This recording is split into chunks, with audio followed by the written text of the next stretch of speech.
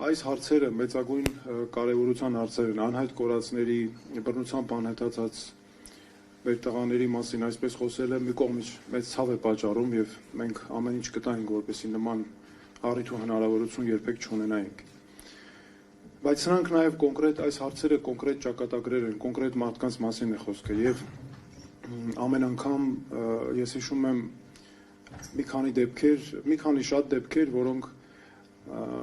իսկապես ցույց են տալիս, թե որքան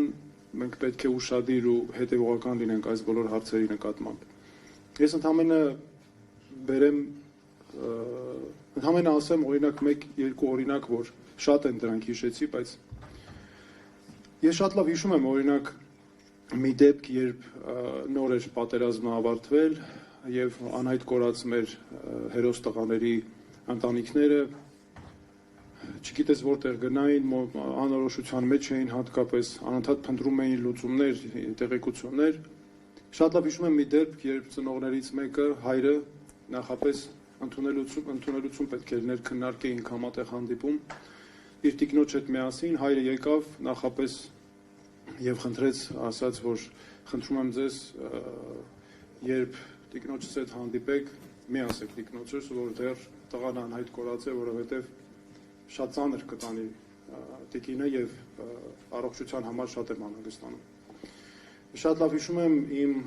ծանր հոգեբանական ապրումները, երբ նստած ես դիմաց հետ նստած է մայրը, որ չես կարողանում, չգիտես ինչ խոսել, որովհետեւ նախապես հայրը խնդրել էր ոչ մի բան չասել դեռ եւ ասել էր, որ ինքը ձևը կգտնի ասելու։ Կամ որքան շատ են, ես շատ լավ հիշում եմ ընտանիքներ, մինչև հիմա էլ ցավոք սրտի նրանք այդ վիճակում են, որքան շատ են սպասում տեղեկության իրենց տղայի մասին։ Գիտեք, ինչքան էլ կյանքը մենք բոլորն ասում են կյանքը շարունակվում է եւ պարոն Մուրադյանը, պարոն Հովսեփյանը շատ ճիշտ նշեցին, որ այս հարցերը հնարավոր չէ մոռանալ եւ որքան էլ ասեն կամ տպավորություն լինի, որ մենք մոռացության ենք հանգարցնում մատնել, մեր անհայտ կորածների ընտանիքները, մայրերը, հայրերը, նրանք միշտ են ապրում այս սպասումով, նրանց միշտ պետք է տեղեկություն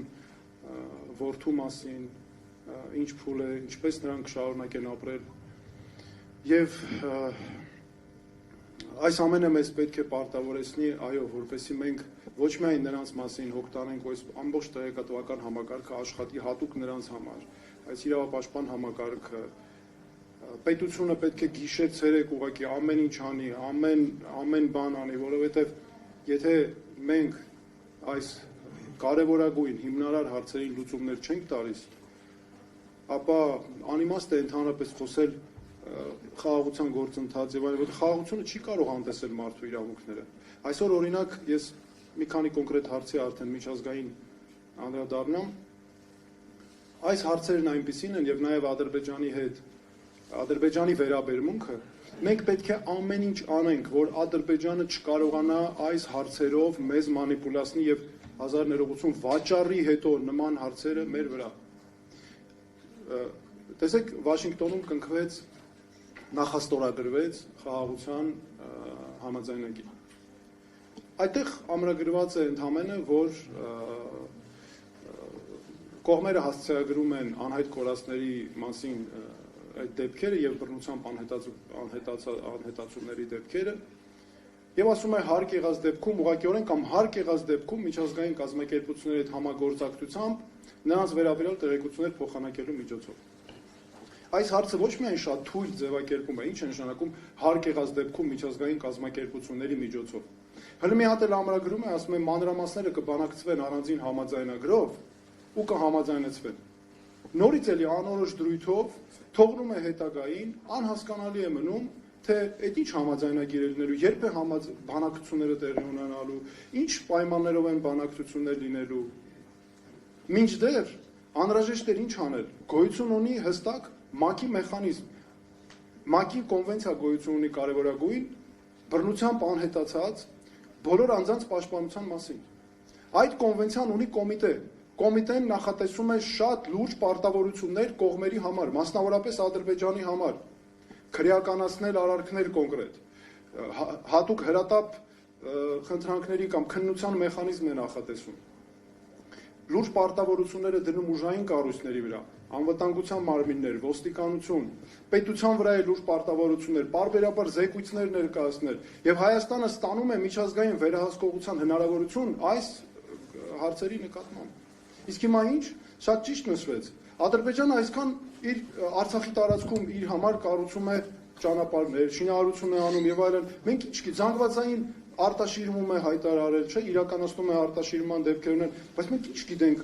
ովքեր են այդ արտաշիրմվող մարդիկ, հայեր են, հայեր չեն, որ դեպքերի հետ են կապված, ինչ է հետո մեզ պահանջներով բերելու առաջադրելու։ Մենք չունենք միջազգային վերահսկողության այսօր մեխանիզմ, որ այդ մեխանիզմով մենք կարողանայինք Ադրբեջանից պահանջներ ներկայացնել եւ ուզել այդ պահանջները, որովհետեւ իսկ երկկողմանի դեպքում ինչու չի ստացվում, որովհետեւ Ադրբեջանը ամեն ինչ միշտ արել է միջազգային հանրության աչքից մեկուսացնելու համար, առանձնացնելու համար այս նման բոլոր հարցերը։ Տեսեք ինչ է անում։ Ձեր կարծիքով կամ որևէ մեկը կասկածում է, որ Կարմիր խաչը փակելը, ՄԱԿ-ի կառույցները փակելը, ՄԱԿ-ի զարգացման գործակալությունը, փախստականների հարցերով Գերագույն հանձնակատարի գրասենյակը, բնակչության հիմնադրամը եւ այլն։ Պատահական չի անում, նրանք միշտ մեկուսացրել են, ամեն ինչ արել են, որ մեկուսացնեն միջազգային հանրությունից այս բոլոր հարցերը։ Որովհետև հետո կարողանան նաև հետո մանիպուլյացիաներ են անում։ Բայց տեսեք ինչ են անում, այդ արտաշիրումներ, որ հայտարարել են, հետո պահանջներ են մեր նկատմամբ ներկայացնում 90-ական թվականներից սկսած, միջազգային մեխանիզմները իրենք չեն դիմում, չեն վավերացնում այդ պայմանագիրը,